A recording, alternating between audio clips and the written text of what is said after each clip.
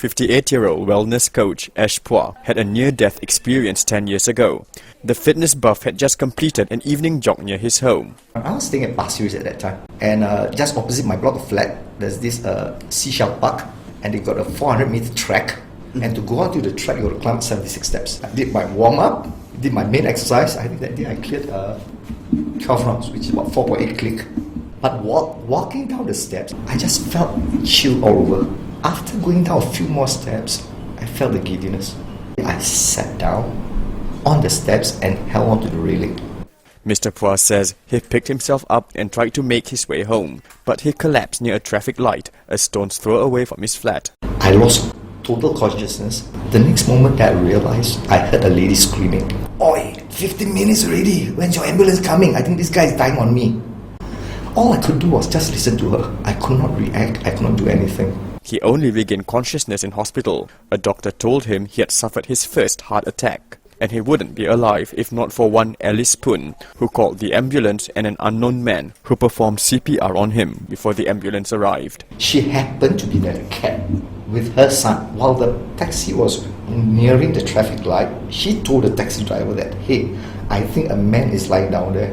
The taxi driver stopped, and according to her, is that while she was with me, right, she called the ambulance, and there was a guy, some passers-by who came, and she said a man went and did CPR on me, but he did not wait until the ambulance came. But she did not know who he was, but he did that and he left. Mr. Pua says his brush with death increased his awareness on the importance of learning simple first aid skills and CPR. He's now trained in them and encourages others to do likewise. Abdul Rasheed Doad is the founder of the Singapore First Aid Training Centre. Statistics shows that approximately about 30,000 people are trained each year, but we have a hunch that there's a lot more than 30,000. Our centre alone trains about close to 10,000 a year. And there are a couple of centres around Singapore. Most of the people who sign up for first aid courses here, they are either sent by their companies, or they need to do it because of a certain requirement from their industry, like, they are a coach, they need to have first aid cert.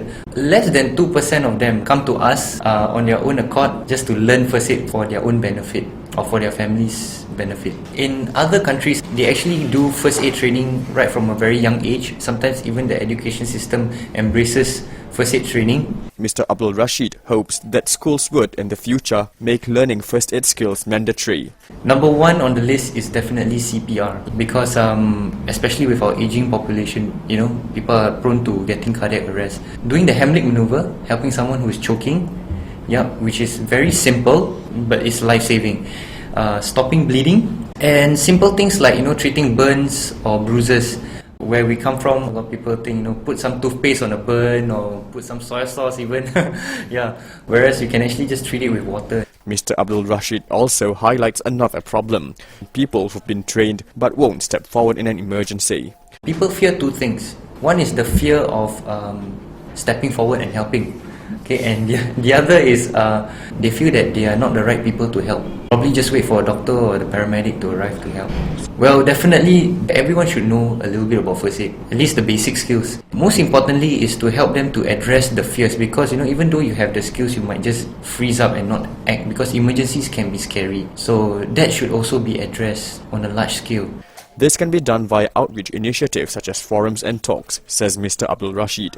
For example, his centre conducted a course called My True Hero earlier this year, which focused on encouraging first aiders to come forward to help in an emergency. Participants who've attended the course have given it the thumbs up. One of them is Mr. Cheng, who works in the construction industry. He says the course has boosted his confidence, and now he truly believes that he can save lives. I'm Shaffiq Alkhatib for 938 Live.